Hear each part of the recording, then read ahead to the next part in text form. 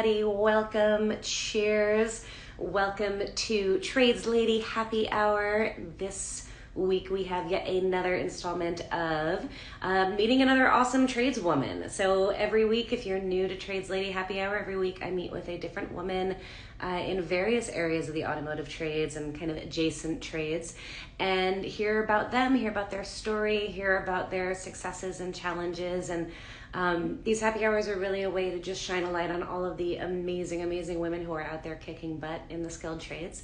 And so this week we have a special guest. All of the ladies are special, who am I kidding? But I'm really excited to meet Alex. I've been following her for some time on social media, of course, and have yet to actually meet her in real life, but I'm excited to learn more about her and hear her story.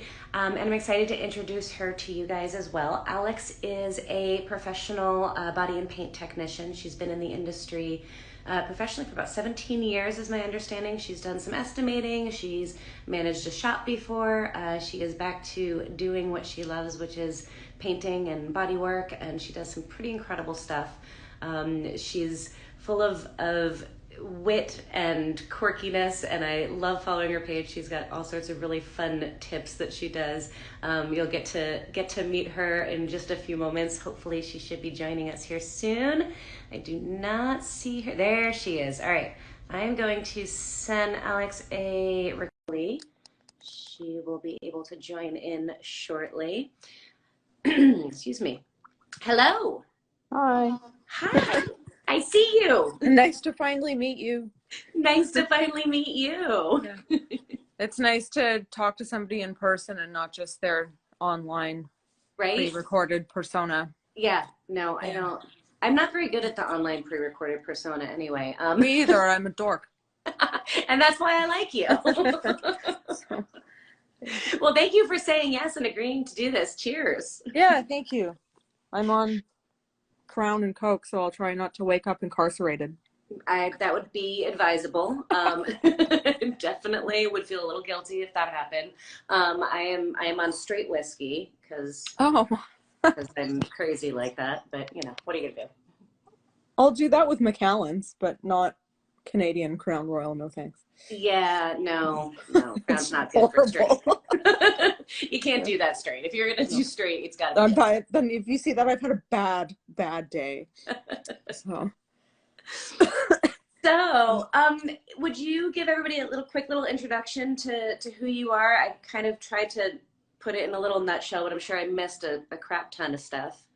No, I mean, you're pretty spot on. I've been doing, like, most of my career I've done prep and paint, but most of my career I've done prep. I got my body license. I went back to school like 7 years ago. I was already a licensed painter. I got my painter's license in 2009. Okay. And then maybe like 7 years ago, or even, I'm not sure, I went back to school for body work, and I wanted my body license, but it was honestly more of a power move than it was wanting to do body work.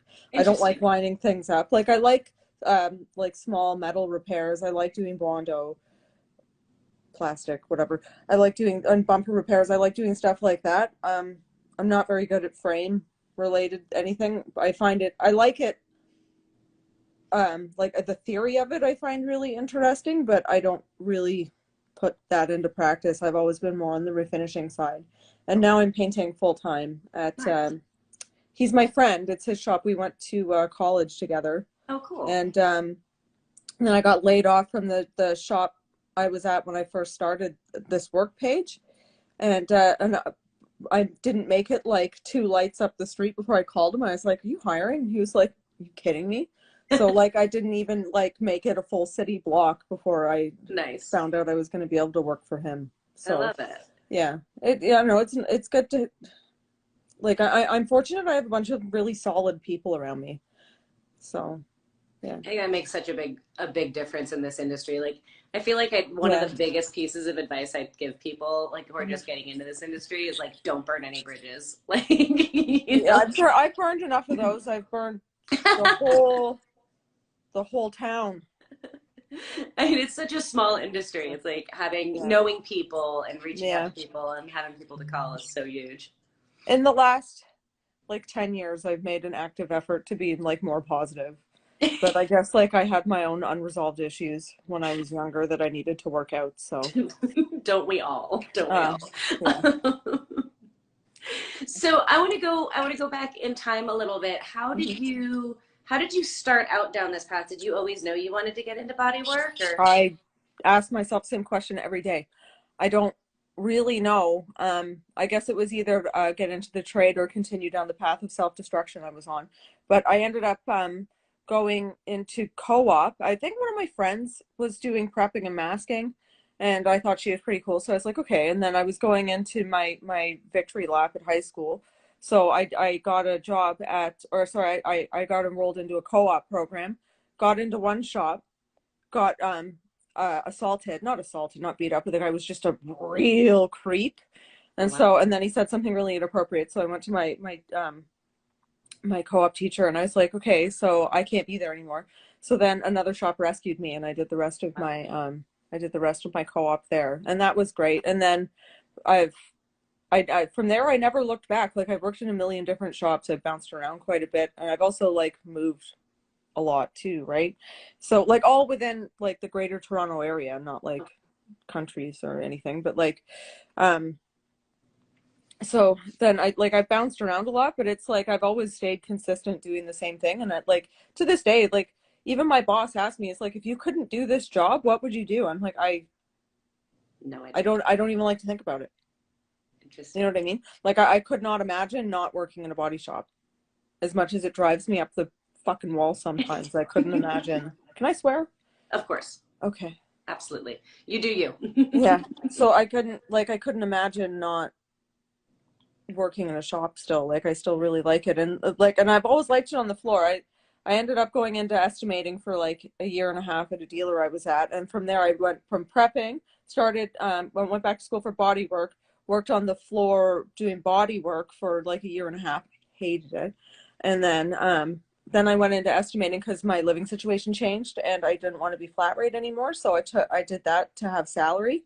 Yeah. Ended up quitting there because estimating's stupid for me. And I appreciate you qualifying that. yeah, no, there's no, my husband manages a shop. My husband's a brilliant estimator. He taught me how to do it. But it's just like for me, it was I didn't like it. And then I quit there and I went to work for Hillary because Hillary had opened her own shop by then. I worked for Hillary for a while, and then my situation at home changed. So then I went and took another salary job managing a small like chase shop with tow trucks, which was like it was a good environment, but it got to be too much. Like I was doing I don't know, I was just doing too much and it ended up being a huge strain on my mental health because the shop was doing like for a small shop, we were doing pretty big numbers and it just like I kind of felt like I was trying to squeeze blood from a stone. So then I left there and I ended up working for a big Porsche shop just north of the city and then went back to the floor. And now I've had offers. Like my husband, I could go and estimate with him anytime and I'm like, it's not for you. I can't. Like I commute into the city. I live outside of the city now, right? And I commute all the way into the city because I want to paint. You know what I mean? So well, that's a beautiful thing. You've tried a lot of different things and like getting to the place where you're like, nope, this is. And it's like, and I went to co-op for automotive painting. You know what I mean? And like as much as I've tried to like deviate from that idea, I always end up coming back to it. Yeah. Just keeps sucking you back in. Yeah, I just like it. So, and I'm happy where I am now. They have a flexible schedule there, and it's like a smaller company that's growing. But he bought into a franchise, right? So it's gonna get bigger, and we're all gonna move forward together. So I'm pretty excited about that. That's very cool. Mm-hmm. I love that you don't even really remember exactly what drew you to it in the first place, though. I don't. Amazing. Like neither of my mom was a school teacher. My dad was a photographer. I mean, my dad loves cars, but it's not like I did my first paint job when I was 11. Like, right. I liked cars. I remember being 3 years old and being able to like point out a Porsche and a Mustang to my dad. I knew those were nice cars. But like, you know what I mean? And like, we always watched Formula One and stuff, you know, there was that, but like, I didn't you know what I mean? I didn't grow up in a shop, and I don't really know why I chose it, but I never looked back, right? So How did your family feel about you going into it? my mom broke my balls a little bit at first until I called her out on it, and then she never gave me a hard time again. And now she's super proud, right? Because I'm doing a lot better than she ever expected it to What was she be. breaking your balls about? I don't know. I think she wanted me to do something like more academic or like office related, which like she knew me and my ADD, so I don't know. I'm not sure. She used to just give me a hard time. I think because she saw how hard it was for me at the beginning too. There was a lot of like tears. Um so Can, maybe that's why, like maybe it wasn't anything to do with that. I think she just didn't like to see the like emotional struggle. right? So knowing her, because my mom's actually an angel sent from heaven. Like I don't know how I came out of her body. So you know what I mean? Like I don't Oh, think she's the sweetest. So I don't think that she'd ever say anything like mean. But my dad was always super proud. yeah. Super, super proud. Yeah. She just didn't want to see you struggle. Yeah. Yeah. Can we talk about those early days when it was really hard and there was lots of tears?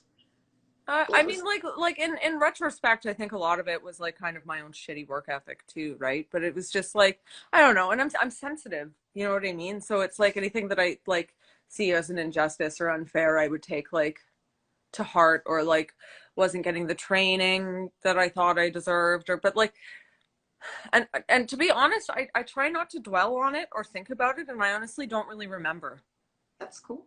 um, because I don't think that that serves you. You know what I mean? Like I know there was a lot, but it's like I can look back on the things that I knew I had to work on, but I don't like to, you know what I mean? I can think of like a few like super shitty things that like people did or said, but then it's like I'm not sentimental about that stuff Oh, because like I don't like who the fuck are they? You know what I mean? Like I had a high school teacher that was a real bitch, and like now I have about all of this, but just in general. And now it's like, well, now my salary's higher than hers. And I was driving, I had an RS5. It was my husband's, but whatever, it was mine too. So I was driving my husband's RS5, and I pulled into the liquor store parking lot, and I saw her getting out of her rusty 2002 Honda Civic. And I just like locked the door and made direct eye contact with her. And it was the best day of my life. So. but she doesn't hold on to past stuff. Like that I remember, like there's that I remember, but like certain things, like once I was like moved on and in the trade, I don't know, who are these people, you Yeah. know? No, So I absolutely agree, and I think that's an awesome attitude to have of like it's in the past, don't dwell on it, and they don't yeah. affect your life. I guess what I wonder is for other people, because I know other people struggle with that sort of thing where they, especially in the beginning, it's really hard, it's really challenging. There's lots of tears, there's lots of Yeah. stuff, and Yeah, I there think is. that's both men and women. Like, how did you get through that? Eyes on the prize. I knew it was something, like I was like, well, if it's this hard now, like it's got to be worth working towards. And you know, if you want something enough, you'll have it, won't you? Right? So that I don't know, that's just that there was always a goal. You know what I mean? There was always something to work towards. There was always something to get better at and learn. And like even like bouncing around from shop to shop is like overall like not such a good thing. But I think that there's like a style of learning that you get from learning the different way things kind of work in different shops. You know what I Yeah. mean? And you pick up on like weird little random pieces of knowledge Oh, that you absolutely. know what I mean? It makes for, I don't know, like a head full of tidbits is better than a head full of nothing, right? Definitely true. I absolutely love, by the way, your tips of things that you learned in the ghetto. Um, Yeah, I haven't made a lot of tech tips recently. I've been, I guess, on a bit of a downer. I haven't done it, and I used to really enjoy doing them. But after I ended up leaving my last shop, I went into a bit of a downer, I guess, and I just never really did it. But I do like doing them. I haven't thought of anything like, sorry, my dog's making noise. I haven't thought of anything like that I get excited to be like, ooh, and talk about. yeah, And I'm not really sure why, but I'll get back to it because I like doing it. I they're like doing it a lot. they're a lot of fun, and I think it's an interesting perspective because you clearly do like very high end work, and you do phenomenal work, and then you're coming out with these like things I learned in the hood. Yeah. Like, Yeah, where I am now is not like too fancy, but we got a lot of cool projects where I cool. am What? now. Yeah, like a lot of cool projects. I'm gonna do an S14. next week, but we're doing it like old, the old school like Japanese cars that had like a bright base color with like a heavy gold flake or something on top of them. So yeah, so we're gonna do something like that. The guy brought gold leaf from Michael's and asked if we could like spray it in the clear, and I was like, I'm not sure that's you. Okay. Gold leaf from Michael's. Michael's. Oh wait, do you know, you're American? Do you have Yeah, Michael's the craft stores? Okay, Yeah, okay, absolutely. okay. No, All yeah, right, that wasn't the look of I don't know what Michael's is. Okay, I was like, who's Michael? Like, you're going there for dinner? Like, sorry, I should have. No, I'm just like, really? He wanted from like the craft store? I can't. Yeah. So, and I even asked my friend Keegan that I went to college for paint with in 2008. I asked him, I was like, can this even be done? And he was like, no, man. I was like, okay, you're right. I mean, I suppose anything can be done, but should you? Yeah, that's the thing. It's like, and it like that you have no idea the kind of meltdowns I can throw. I had a bad one last week when a job goes sideways on me, and if this Sylvia goes sideways on me, I'll burn the shop down. Like I can't. So we're gonna do it right. Let's not do that. Yeah. With my words. Okay. I feel like this is your friend's shop. I feel like he'd be really upset if you burned the place down. Yeah, no, he would. Yeah, he'd be upset. Oh my goodness. So I saw somebody in the comments about going to multiple places. Like, how many shops have you been at, and where? Like, what's that experience been like? What are the pros and the cons of it? I guess I should say. I don't know. I'd say a con is people tend not to take you as seriously right away, I think, because it sounds like, why can't you keep a job? But I also like I was bad before, but I also had an attitude where I'd be like, I don't need this, fuck you, I can find work anywhere. And then I would, but then it's like it kind of tarnishes your reputation doing that. And how many shops? A lot. So yeah. Do you feel like it's hurt your career? No, but I feel like that's what we're told. I feel like if it's hurt anything, it's people's first perception. Right. But yeah. Yeah, I feel like we're told not to bounce around, and I think particularly as like women, we're often like afraid to go from shop to shop because we don't want to. Like, I can't suffer fools gladly. Like, I got laid off at my last shop for a really stupid reason, and then they called me to see if, and then I resigned, right? So I was like, right? And then I resigned, and I was bitter. But then they called me to work there again, and I still said no, because I can't. Like, I'm not for sale, and it's about respect. And I feel like I try to be pretty genuine with people that I work with, and I feel like when that's lost, and I'm not just talking about my last shop, like I'm just clear across the board, like with anywhere. Yeah, it's like, yeah, I can't I can't suffer fools gladly. I can't. I'd sooner just not work with them. There's a couple of interesting things about that, like the perception that we're not supposed to bounce around, and that there's this idea that that's not a good thing. And I even hate the phrase bouncing around. Like, if a shop isn't a good fit for you, go to another place. But there's also like this misconception my career has stayed the same though, right? What's that? My career has stayed the same though, right? It's not like it's not like I'm aimless. I'm actually the opposite of aimless. I have nothing but like goals and things that I want to do, right? But yeah, I don't see it necessarily as a bad thing. I think people perceive it as a bad thing. I think people do, yeah. Yeah. But there's a lot of benefit to it if you're getting stuff of good value at each shop, if you're learning, if you're, getting what you can and then moving on. And like, if you're not in a good spot, it's not helping your career, it's not helping you as a person. Don't stay there just to force yourself to stay somewhere. Yeah, no. I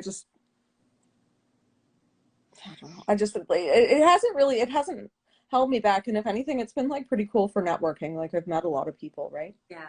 So I have to ask you. So in the beginning of my career, I had a huge chip on my shoulder. Like, I definitely did not have a great attitude in the beginning.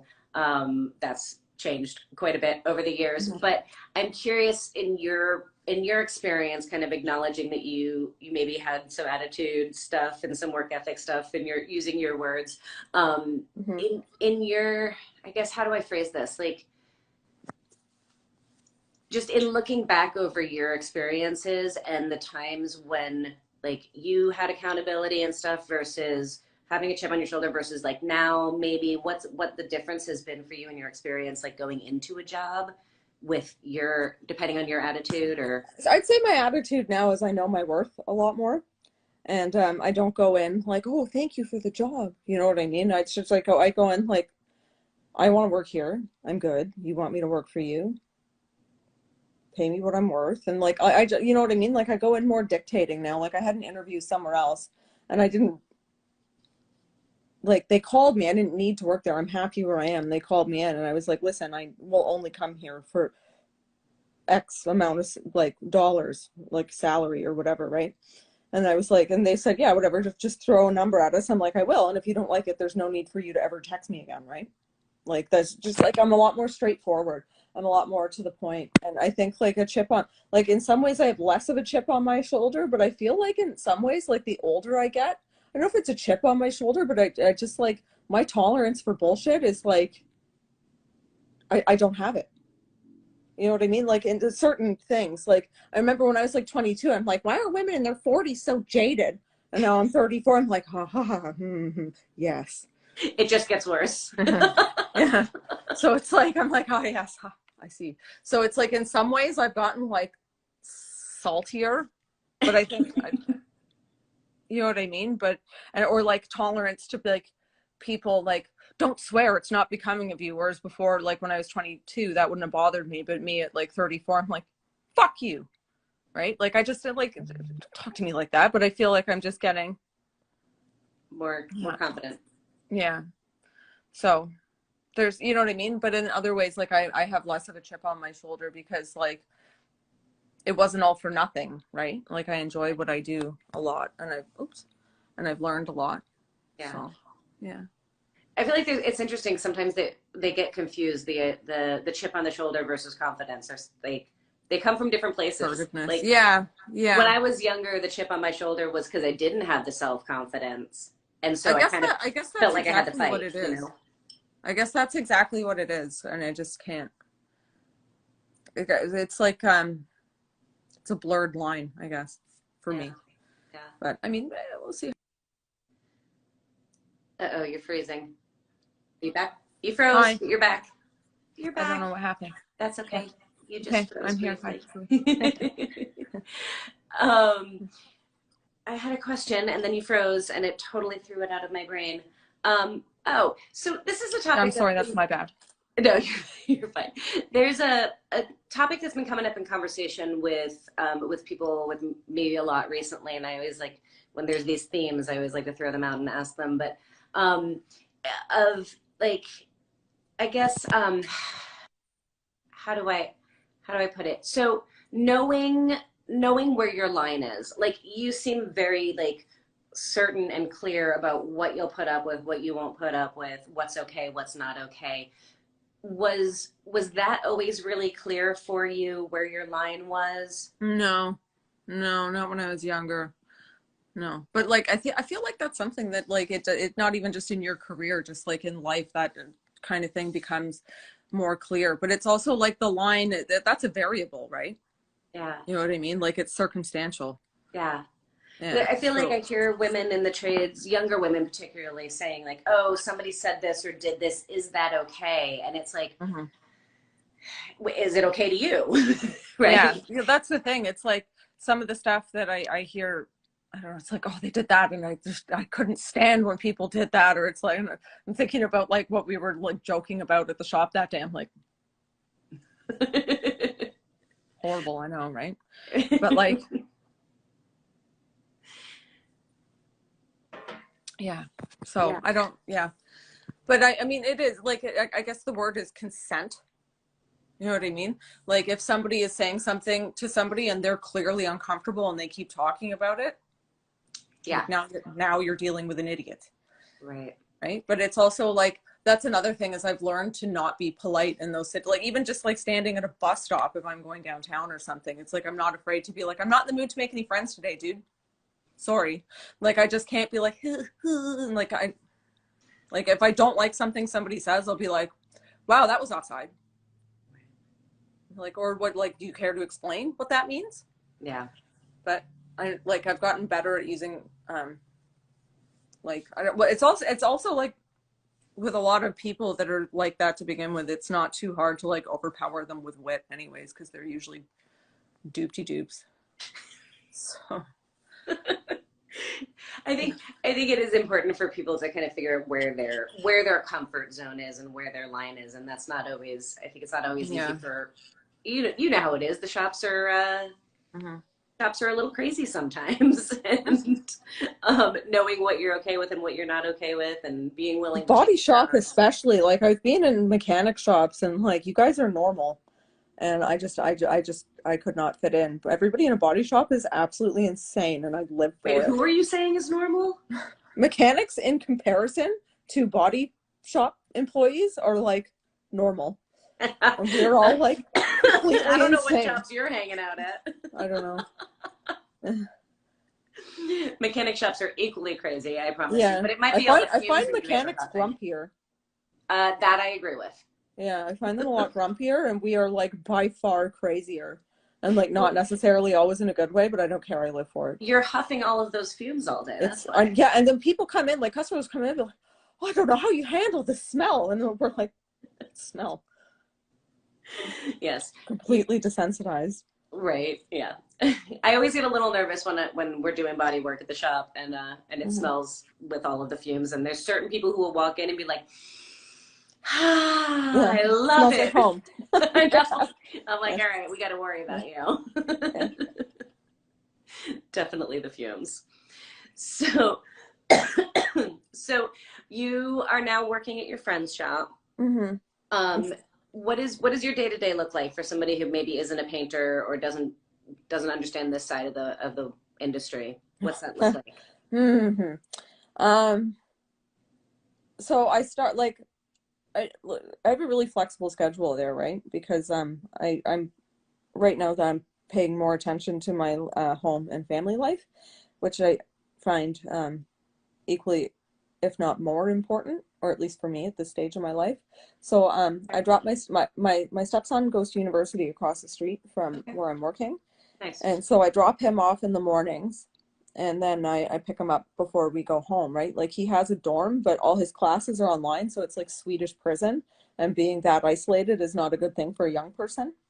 So I pick him up and he comes home with me every night. And then so I'll walk in to work. And sometimes I get there like 9:30.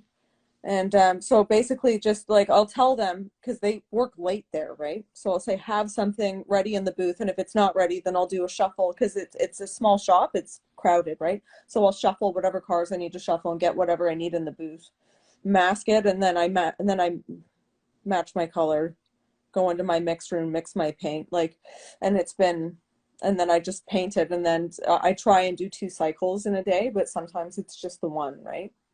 But like So you guys are it's putting out really quite a bit of relaxed. volume that you're doing 1 to 2 cars a day.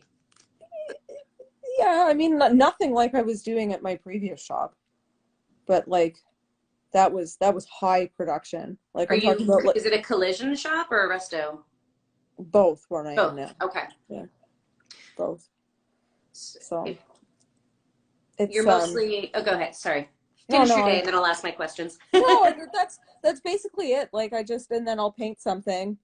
And but see where I am now, the booth doesn't have a bake cycle, right? So it's like if I can get or put accelerator in the clear to make it like dust free fast enough to shuffle another car in the booth, or if I can fit a bunch of bumpers in, move them out, and that's going to be more challenging as the weather gets colder, right? But I mean, whatever. No two jobs are the same, and that keeps it interesting, so it's not a complaint. Are, Um, are you the sole painter? Yeah, I mean, my boss can paint. Like if I miss a day, like I'm missing a day tomorrow because my dog needs blood work because he's on anti-anxiety medication. Oh, So so he's gonna paint tomorrow, and he's pretty good, but it's I think a big relief for him for me to be there. So yeah, so your other shop, you said that was much higher volume. How many cars were you painting in a day? Or I wasn't painting there. I was oh, okay. prepping, but we Okay. were like easily doing 3 cycles a day, and that was just our team, and then there was another team that was easily doing that or more too, right? Gotcha. Like you didn't stop there, and that was a great shop. It was clean. They had wicked materials. It was like it was the way it was set up there, it was really easy to produce a lot of work. And same with the shop I was at before that, which like realistically I'd probably still be there had COVID not hit, and I got laid off for 5 months there. Oh, wow. And I couldn't wait anymore, but they got hit pretty hard, right? Yeah, So that's unfortunate. and that was the same thing there. We had the team at the previous shop that I got laid off of because of COVID. Um, there was 3 people teams per refinish team instead of 2. But like I feel like the volume was almost like this, like we could have done a lot more work there, but it could just be a bit of a gong show sometimes. And I feel like at the shop I went to before where I am now, it was much more organized, and it was almost like I was producing more there. It was just, I don't know, they had a good setup to do a lot of work there. Yeah. You know what I mean? And that's something to be said, I guess, about management or something too, Oh, right? 100%. Yeah, because if you can make it easy for people to do a lot of work, you know what I mean, and it doesn't feel like you're doing a lot of work, that's really good too. I do like working in a high production shop. So we'll Have see. you But always been on the collision side more? yeah, like other than when I worked with Hillary for those couple years. And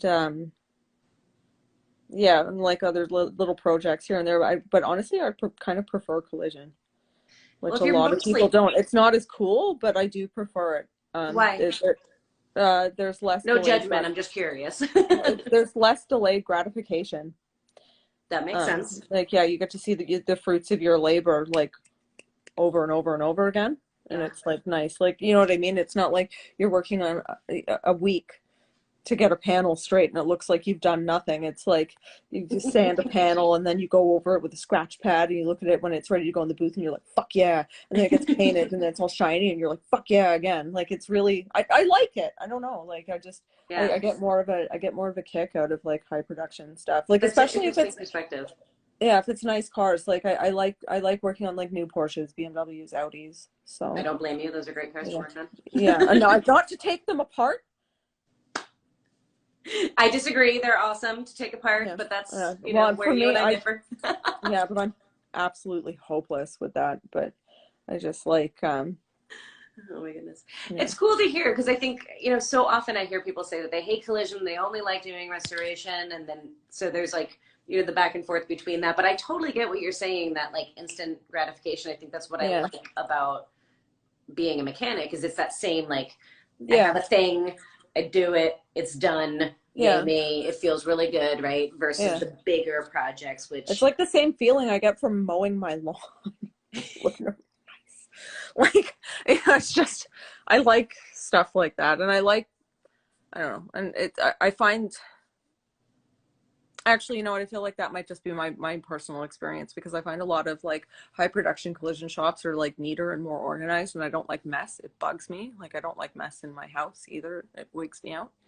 So, and that's something that I like. And their new cars are clean and like yeah. not as but I don't like the last shop before where I am now, they did a lot of BMWs, and I don't know what it is with BMW drivers, but even new BMWs are absolutely murdered with stone chips in the front.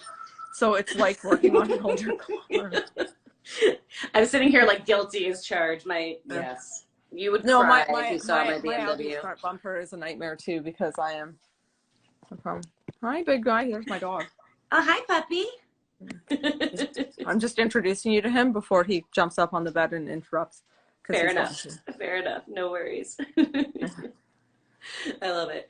All right, I have a question about getting into the paint side versus the prepping side because that's another thing like I hear often. Like how long were you working in the industry before you got into the booth and were painting? Like well, I mean, I was like painting here and there the whole time, but never on like a serious level. For the longest time, I ended up just like prepping. And that's why I got so good at it, right? And I don't want to sound like I'm tooting my own horn, right? But it's like there was a lot of years of just doing that. But I like it too, right? So like I think that's why, because I did mostly that. And it's like, and even like I've been getting a lot of job offers from like bigger, more high production shops, and it's for like a lead prep position or like running a team and showing them, and like even a couple paint reps have tried to set me up with stuff like that. So it's like it's not impossible for me to consider taking a job prepping again. To me, I don't think that like one is better than the other, but I feel like I have a lot more, not I feel like I do have a lot more to learn with painting than I do with prepping, right? So that's why I'm kind of excited about doing that as much as I am now. Yeah. And also doing it like on my own without having, it forces you to fix the problem on your own and like figure it out rather than like having somebody to like think for you. Yeah. So that's like something I like about what I'm where I am now and what I'm doing now, right? I So appreciate that perspective. I hear so yeah. many people kind of complain about the prep side of things. They Well, it's just want to be in dirty. the booth. They just want to paint. They just want to Yeah. spray. Yeah. It's dirty. It's dusty. It's like it's harder on your body, but I don't know. I enjoy it just as much. I don't think that it's a lesser than thing at all, to be honest. I So agree. I agree completely. And I think, yeah. I mean, I think every single stage of the whole process is like equally important, and every position is equally important. Like Yeah. the metal people make the body people's jobs easy. The body people's people make the paint jobs easy. Like, you know, it all Yeah. kind of like lays on top of each other, and they're Hmm. kind of all crucial. But There's always like, that's true too. And it's like, and even like as a prepper, there's always at least one body man that you're like, God, I hope I get his job next. And it's like, there was this one guy, Clifton, he was so good. You just had to like buzz around his body work and you could seal over it. It was so nice. But he died. oh man, So no, only the good, right? But like that he was an example of that, where it was like there's always one person that's like you're making my money for me. right. Like I don't even I like I this is you did it. Yeah. The This is benefit prep. of being part of a God. good team. Yeah. So Yeah. there's always one. So yeah, I agree. And so if you do something like properly, then you make the painter's life a lot easier, like with proper masking, Yeah. not missing stone chips, not making burn throughs, so on and so forth, right? Yeah. So Well, I think there's awesome value in like learning all of the parts and pieces, even if you don't do them mhm. professionally. So you understand and have respect for everybody else on your team, you know? Yeah, yeah, like definitely. Yeah. Yeah. I just want to call out real quick. Somebody mentioned in the comments, I saw somebody say that they have so many questions. If you have questions, guys, please go ahead and throw them in the question mark box so that I see that you said a question. If I see them in the comments, they generally go too fast for me to actually catch them. So throw them in the little question mark tab down on the bottom, and I'll see that you have a question. We'll hopefully get those answered for you guys. So sorry, that was just a little tangent side note there to talk about. So somebody asked, where was it? Somebody wanted to know what the like most gratifying part of your job is. Finished product. Finished Like product, seeing when yeah, it's done. seeing it like fresh paint, like even polished paint is nothing like seeing like fresh paint. It's nice like when you're just pulling the masking off. That's like what I imagine heroin feels like. It's so nice. Like just to see everything, and it's like because it's untouched, it hasn't been washed, it doesn't have micro scratches, nothing. It's it like it looks three-dimensional. So that's for me anyways. Or also like seeing like a really clean finished like prep job when it's like going into the booth, and like one that I've done and it looks really, I can't explain it, but one that I feel is done really well. I like that too. um or like also at the last shop I was at, I learned a lot about like making like finishing my body work better, and I started using plexiglass blocks, which I wasn't using before. Love. And like that like was a night and day difference. So like also um taking like work that's like the body man says is straight but like isn't, and like making it nice, and then seeing like you when it's prepped well enough that before it's even painted you can catch like a light line in the panel and see that it's super straight. I really like that. Yeah, there's Hmm. something incredibly satisfying about that. I totally Hmm. agree. Um, Along those lines of the plexiglass, because I feel like the same way when I discovered plexiglass tools, I was like blocks. I was like, oh my god, this is amazing. How did I Hmm. not know about these sooner? Are there other like tools that were like game changers for you? favorite I'm shop sure there were, and I'm drawing a blank. That's I'm sure okay. there was. That's all right. Yeah. Yeah. Like moving from like graduating from beginner spray guns to like proper spray guns is a big step, right? Yeah. Interesting questions. We've got some new folks in the audience tonight, so this is kind of fun. Somebody is asking, Brianna Clace. Oh, Brienne. Brienne? Yeah. Do you know her? Yeah. Wants to know if you can ever over prep. Is that such a thing? Yeah, you burn through and then the painter throws a wet sanding bucket at your head. That's universally what happens. Yes. Yeah, burn throughs are not a joke. Like you have to leave a note next to them that says like sorry with like a frowny face, like I'm an idiot, sorry. Like that's over prepping is cutting through too much. Or cutting through on your primer and then being like, or like too many little cut throughs on your primer, like should I prime it again? And you're hoping they'll say no, and they're like, yeah, you should probably prime that again. Fuck. Because you wanted to make it like remove all the orange peel, all the imperfections, and you end up just taking off way too much primer. Gotcha. But yeah. Okay. So yeah, you can. Yeah. Absolutely. And then also Brian wants to know if you've ever had a physical confrontation at work, aside from somebody throwing a bucket at you. No, nobody's actually ever thrown a bucket. But that's good. I'm glad to hear that. Yeah, like some that I was like an equal participant in, and some where I just didn't deserve it. I got shoved once by a boss with like a real fucking anger problem when I don't even remember what mistake I made, but it wasn't a big deal, and then I fixed it, but he didn't know that it was fixed, and he couldn't understand that like so I left sand scratches in silver. It got cleared, so I just sanded the clear for it to be repainted, right? It was my bad, it was my fuck up. And then he's like, well, I can still see the scratches. I'm like, yeah, because they got to paint it again. And then he went, and I was like, can I explain this to you? And he ended up shoving me into a fucking cabinet. And I made the mistake because my dad was terminally ill at the time, so he was just a monster. But I mean, I don't really need to keep like touching on that. And like other times I've been really pissed off and like actually gone toe to toe with people, like mad enough that I didn't give a fuck and I would have hit them. But I've never actually done that. I've never actually done that. I've been really pissed off, but I've never actually like thrown hands at work. It's probably a good thing. Well, I don't know. It's like not worth it. It's $1,000 every time you show up to criminal court, I think, in Canada. Like, I'm gonna pay that because somebody provoked me? I don't think so. You know what I mean? Fair enough. The shop that you got shoved at, is that a shop you left soon thereafter, or? No, they fired me. They fired you over that? They fired me. Oh, wow. And one of the 2 times I was fired. That time I didn't deserve it. The other time I did.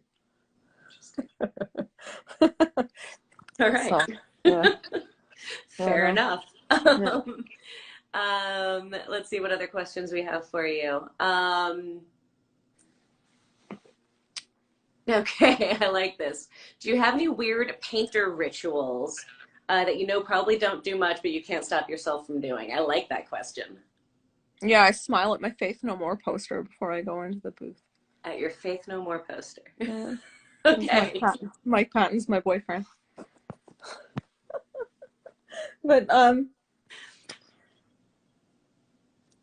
I like to check my spray pattern. I do one of these.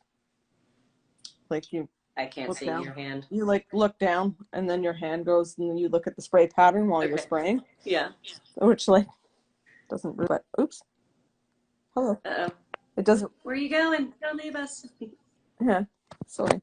It doesn't really do any good, but I always do it. It's like clicking tongs before you use them. Fair enough. All right. Yeah. But other than that, no, like I'm methodical and I like to keep my area neat. Okay. That's like something. If my area is like left messy from the guys working the night before, I won't do anything until I've tidied my area. Yeah. Because mess makes me not care about my job. So that's like a ritual, as I tidy. But I think that's a positive. Like, that's a good ritual. Yeah, but like that's superstitious. Like the weird ones, I don't know. Like those are my only 2 weird ones for now. There's time. Another question we have is biggest obstacle that you feel like you've encountered in the industry? I'm not sure. I'm not sure. I don't think I've ever, like, I know there's been lots, but I don't think there's anything that's actively stayed an obstacle for too long. Like, I guess my own negativity for a while. I feel like once I changed my once I changed my um my perspective, my outlook to actively be more positive, I feel like a lot of good things came to me as soon as I changed the way that I spoke about myself, the way that I spoke about things, the way that I spoke about people, and changed like my outlook towards the future. And then it's the rules of attraction, right? And then a lot of good things started happening. So I'd say like I was probably my own biggest obstacle. I think that's I think. often the case. Do Yeah. you remember, was it a particular moment that like was the shift for you where you're like, I need to do things differently, or I need to see My things husband. I started dating my husband, and he just started encouraging me to be more positive and see the brighter side of life, and to have a positive outlook. And he started drilling it into my head that like you deserve to have all the things that everybody else has. Like, why do you have a mentality that you don't deserve it? Why? Because you didn't have these things growing up, you don't deserve them now. So, and then he started like, he just like changed my outlook and changed, not him, like, but like with his help. You Sure. know, I don't think I would have done it without him. I did it for myself, but I did it because of him. Yeah. He is the one I have to thank for that. And Awesome. like in my life, like I think since then my income has gone up 4 times. Attitude is everything. Yeah. That's awesome. So I've quadrupled my income since I changed my outlook. That's phenomenal. All within the Yeah. same career, all within the same career path. I love that. Yeah. I mean, ups and downs, obviously, Of course. like fluctuations, but yeah. That's awesome. So I'd say like that was the most notable change. Like obstacles, like I can't give that kind of credit to anybody who's not me, because you know what I mean? Like I refuse to let like any setbacks caused by other people to give them that much importance, because that's nothing you can't get over, Yeah. right? No, that's a great attitude, absolutely. And I think most of the time it is ourselves that are the biggest obstacle generally, more than anything. Like we encounter obstacles all the time, right? It's whether you let them Yeah. stop you or not. Yeah, And exactly. normally it's our own stuff holding us back versus anything else. Yeah, I think it definitely was. Like I was so negative before. I don't even know how like Hillary, that angel, stayed my friend, because I was so negative. Like I just wish, and it's like a lot has happened to me since then, and I wish I could like just go back and like smack my 20-year-old self and be like, "Wear sunscreen. Stop talking like that in front of people. Stop it." You know what I mean? But unfortunately, you don't get it. You know, we're only here once. So, Well, okay, so let's do that. I normally save this for the last question, but like mhm. if you could go back and talk to the younger you, like what are your biggest pieces of advice that you would say to the younger you? Stop. You got to stop airing your insecurities, because people believe you when they hear you, and people like to hear that shit. Mm, You know what I mean? Like you can't air your problems, interesting. and you can't put yourself down, because then you'll start to believe it. You know what I mean? Like don't do stuff that like allows people to see you as weak, because I think it's that's interesting the not way good. you said that, airing your insecurities because people will believe you. That's a They do. powerful, that's a super powerful statement. Yeah. They absolutely do believe you. If you call yourself stupid, or you call yourself, oh, the unluckiest person, and if anything bad's going to happen, it's going to happen to me, which is like, I get it. Yeah, we But joke it's like, about it all but, the but time. if Yeah. you're somebody that says that all the time, like people are going to believe you. Or if you call yourself stupid all the time, people are going to believe you. So you gotta, you know what I mean? Yeah. And don't let people, or don't like air out that you don't know something yet that you're working on. You know what I mean? Like in your career, like, oh, sorry, I'm just learning this. Don't say that. Anybody who cares to listen, don't say that. Don't let people know. Like, ask for help. Don't be arrogant, Totally. but don't like air out that you're not good at something, because people they wait for that. cling on to that. You know what I mean? People like to hear that. You can't give people ammunition. And then, you know what I mean? And good things start to happen. It's an interesting fine line there, right? With, like you said, like don't be cocky, right? But yeah, like, yeah, don't be a dick. Yeah. But like don't show so much weakness. It's not good. I think there's a tendency I've noticed, particularly amongst the women I've known in the trades, to downplay their level of experience. So even if they've been doing it for 5 or 10 years, they're like, I'm still new. Like, no. Yeah, well, no, you're not. Shut up. Yes. Yeah. Like, ask questions when you need help and own that you don't know everything. And I think that's why, like, men tend to get more raises, too. Like, I'm not saying that there isn't a pay equity problem, and I've worked doing a better job next to a guy that was making $10 more an hour than me. I know there's an issue, but I'm saying that men do tend to get more raises because men make a stink about stuff, and men don't downplay their worth. You know what I mean? Nobody's just going to give you a raise, or like some people do, but like, you know what I mean? It's something that you gotta like. Mouths don't get fed. You gotta advocate for yourself. Exactly. And I think that is a reason why it's more likely to happen. Like, I'm not here to say that there's no feminist issues, but I'm also like, I don't want to light my bra entirely on fire. So, well, there's multiple sides to every story, right? Yeah. There's always multiple parts and pieces. You know what I mean? So if you just like, I see that a lot with younger girls though, is downplaying their knowledge and downplaying their worth. Like, bro, shut up. Yeah. Stop it. You know, like, I wish people like. No, I agree. And you know, it's not just women, to be fair. Like I met a technician a couple of years ago. He had 10 years of experience working on BMWs at an independent shop. And I met him. I asked him how much he was getting paid. He told me some absurdly low dollar amount per hour. And he said, but yeah, I'm still relatively new to German cars, so I get it. I'm like, you have 10 years of experience. Yeah, but that's also a thing. It's like in some places, especially if it's like where you started your apprenticeship, once an apprentice, always an apprentice. Right. My best friend left the body shop he was at for 10 years because they were still treating him like an apprentice. Yeah. Like, sometimes it's just a shop mentality. And then if you leave, then maybe they'll see, like, if they don't come around and see things for what they actually are, somebody else will. Yeah. Right? Like, I'm not telling everybody to just go and quit their job, but like, sure. that's a toxic environment to be in, is like, once an apprentice, always an apprentice. That's dangerous. Men, women, I don't care who you are. That's a sticky situation. Yeah. No, it absolutely is. And then it's the same thing. Like you're saying, it's your own mindset at that point. Because now you've internalized all of it and you hold yourself back. Well, it's like the analogy of the frog in boiling water, right? I love that one. Tell that one to the fine folks at home. It's my favorite. If you have a pot of boiling water and you throw a frog in it, the frog will be like, fuck, and jump out, right? Because it's too hot. But if you put him in when it's like nice and cool and you bring it to a boil slowly, he'll swim around in it and he'll boil to death because he won't notice his environment changing. Yeah. So, like, I think that's there's the word for the psychology of it, but that's okay. I get it. I love that phrase because it definitely, I think that happens to us a lot. Like you're in a situation and you like, there's a little bit of an insult or a little bit of a thing and you're like, it's no big deal. And then it's more, and then it's more, and then it's more. Yeah. And suddenly you realize like, oh my gosh, I'm in a horribly toxic environment and this is. Yeah. Like it just, and so it's not like, I think that's something that like happens to people a lot too, that end up downplaying like what they're worth, and like, and some places they like you to think like that too, right?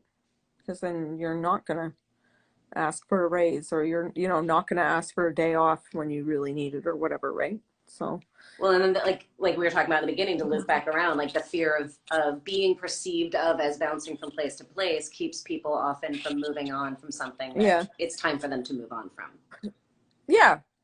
You know what I mean? Like, not everyone has to work at 61,000 shops like I have, but like, going to like 3 or 4 isn't the end of the world. Like, so. But hey, even if you do go to 61 shops, you could still wind up being A-okay and being super successful just like you are.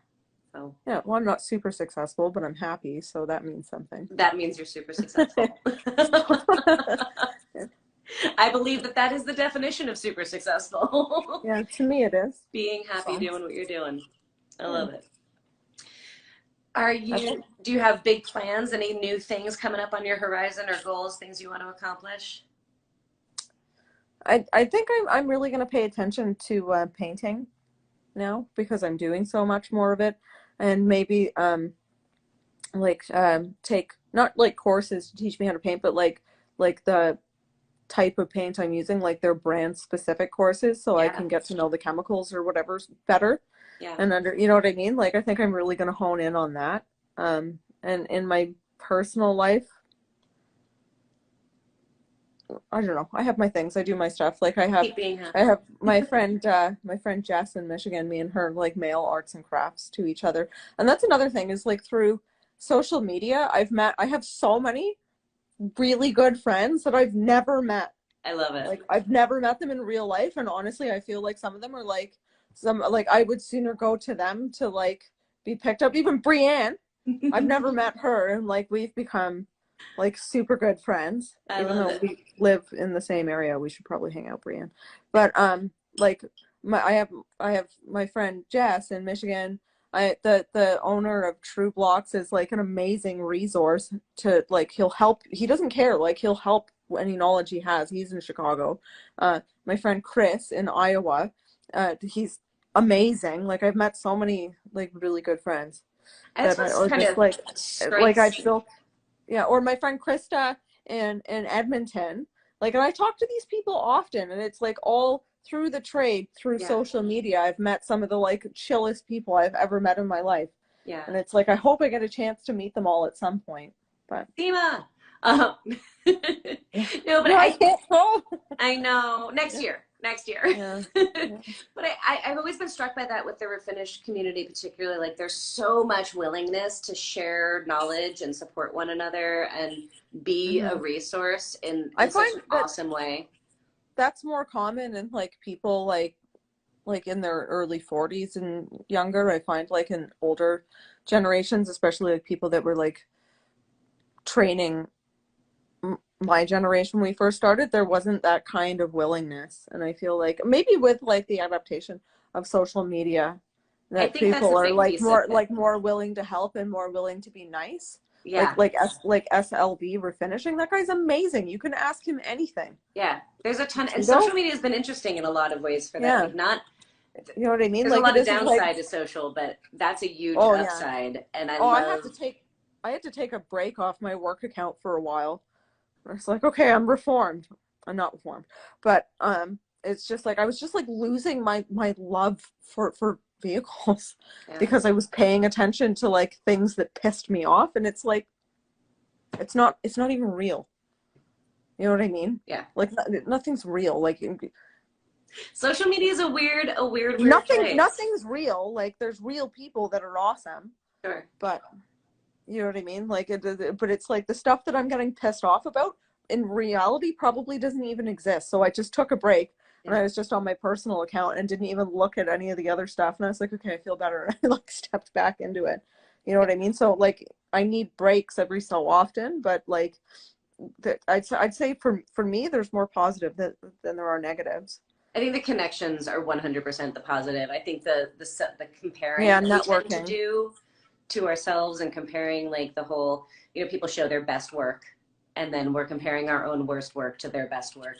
And Yeah, that's where we can get caught up in stuff. But I think the community is amazing yeah. and the connections and how willing people are to share their knowledge is just, you're right. When Mm-hmm. I came up, it was the same thing. It was not the same way. People Yeah, weren't there as was willing to like share. there wasn't the same willingness. And like I feel like and it's been like a recent development too. Like I was talking to Hillary about it because so when we first started, like she was the only other girl I knew in the trade. That's it. And now there's so many of us. It makes me so happy. Doesn't And it? like and then you'll see young girls like getting a chance to do stuff that I never would have gotten the chance to do. And that was my situation. That has nothing to do with like, oh, I had it harder, so you don't deserve it. I'm just, you know what I mean? But I feel like maybe because people are exposed to it more, there's more willingness now. Yeah. And it makes me really happy. Cheers to So that. Amen. yeah, Absolutely. It's I cool. like to see it. I like to see girls doing well. I like to see people doing well. Women owning businesses like Hillary. You know what I mean? Like, you know, or in a partnership in a business like that makes me really happy. Like I have no desire to ever want to run my own business because That's all right. I I would mean, collapse under the pressure. I just could not do it. well, I But don't know you that know I what I believe mean? that. I think you'd probably be way more successful than you think. But, you know, at the end of the day, we're all kicking butt in our own ways, right? And that's Yeah. So, but I do like to see it. Like it's nice, and there's so many of us, there and I is. think that things maybe would have been so different for me if I had those resources, right? Yeah. So I'm glad that like the younger generation starting now has all these resources now. Yeah. Yeah, I think you absolutely hit it. Like having the visibility Yeah. is making it easier for other women to choose this as a path and to see Yeah. other women doing it and being successful and then connect with each other is just a super important thing because I was like you, it didn't exist when I was coming up. Yeah, I didn't know Yeah. anybody. Like it wasn't a deterrent, and Sure. it wasn't like, and I meant like sometimes I'd meet some girls and there'd just be like instant hostility, and I'd be like, okay, I guess I'll go fuck myself. But Hillary was never like that. Yeah. Well, Hillary was the first one, but she's the best. So For anybody who doesn't know who Hillary is, Hillary, otherwise known as Auto Body Barbie, is the owner of Ink and Iron, which is an all-female body shop in Canada. So if you don't know who she is, definitely go check her out because she's a badass. Along with all of the amazing women who I've had on this happy hour and all the other women who I have yet to meet who are out there kicking butt in the trades. There are so there's my husband. many. So Hi, many. Nick. I love it. So we have run out of our hour already. It went very fast. Oh my God, look at that. I know. That Crazy was town. fast. I know. So I super duper appreciate you coming and hanging out and spending some time with me on this happy hour. I think what we were just talking about is like 100% the reason why I do this, right? There are so many amazing women out there kicking butt in the fields. I do these happy hours to share all of these amazing women with you guys who are watching. As always, this happy hour is going to live on my IGTV forever and ever with all of the rest of the interviews that we've done, all of the amazing women that we've chatted with. I super appreciate you taking time out of your day to hang out with me. And everybody who's watching, make sure you go check her out. Check out her work page. It is the Chromacraft, right? Yeah. Okay, the link will be in the description of this, so go check her out. Check out her work. She does phenomenal work and shares some fun, goofy tips. And maybe this will motivate her to do some more of her fun tips. I'm gonna try to get back on it. I'm gonna try to get back into the swing of things that way, I think. No pressure. I just really enjoy them. It was super nice meeting you too, though. Stay in touch because Absolutely. everybody like tells me, and it's like, well, what am I gonna do? Message her like a complete total creep out of nowhere? But now I'm going to. You can totally message me. Yeah, I love connecting with other women in the trades. Absolutely. And when all this COVID stuff dies down, like come out to Phoenix, come play on the build. Would love to have you out and get to meet you in real life. And I appreciate you saying yes, and I appreciate everybody who tuned in today. You guys are all super awesome. I'm going to shoot you a message right after this is done and chit chat about a couple other little things. And I need your address so I can send you a little present for thank you for joining me. So we love the present, so thank you. Right? Who doesn't love a present? All right. Awesome. Well, have yourself a fantastic evening. Everybody who joined in, thank you so much for joining. Come back next week for another episode of Trades Lady Happy Hour to meet another incredible woman. And until then, be good to yourselves, be good to one another. Have a fantastic rest of your week, and we will see you next time.